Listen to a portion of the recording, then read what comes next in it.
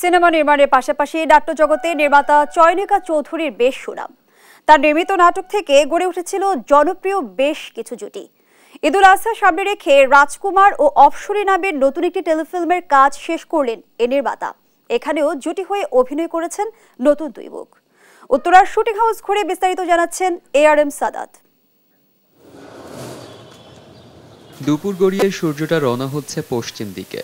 পরন্ত বিকেলের পরিবেশ বান্ধব এই মুহূর্ত উপভোগ করতে ছাদে বিষণ্ণ মনে বসে আছে এক তরুণ। বিষণ্ণতা কাটাতে খুব যত্নে গাছে পানি দিচ্ছে সে।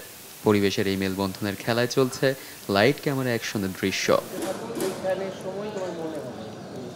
বছরের সবচেয়ে বড় দুটি উৎসব পবিত্র ঈদুল ফিতর ও ঈদুল আজহা।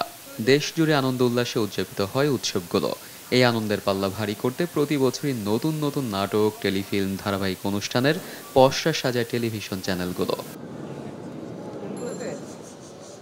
আর কিছুদিন পরই ঈদুল আজহা, আর এই ঈদকে সামনে রেখে দর্শকদের আনন্দ বাড়িয়ে দিতে তৈরি হচ্ছে একের পর এক নাটক ও টেলিফিল্ম। এই ঈদে নির্মাতা চয়নিকা চৌধুরী নির্মাণ করছেন রাজপুত্র ও অপসরী শিরোনামের নতুন একটি রোমান্টিক টেলিফিল্ম।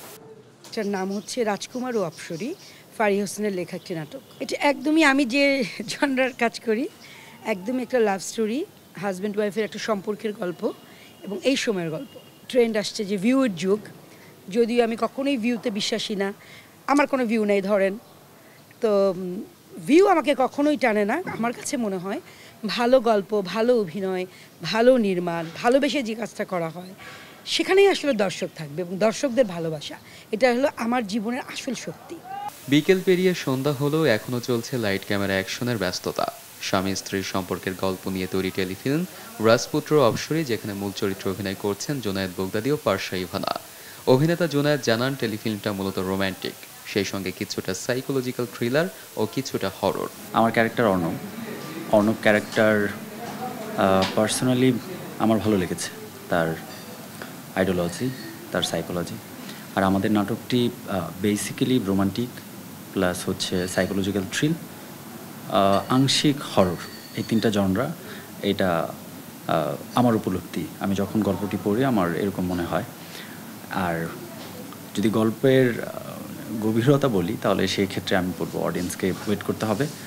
আই থিঙ্ক যে আমাদের এই গল্পটা ভালো লাগবে। অন্যদিকে এবার ঈদুল আজহায় আসছে পারশা ইভানার বেশ কিছু কাজ, তার মধ্যে রাজপুত্র অপসরী অন্যতম। অভিনেত্রী জানান এই টেলিফিল্মের রোম্যান্সের পাশাপাশি টুইস্টও আছে।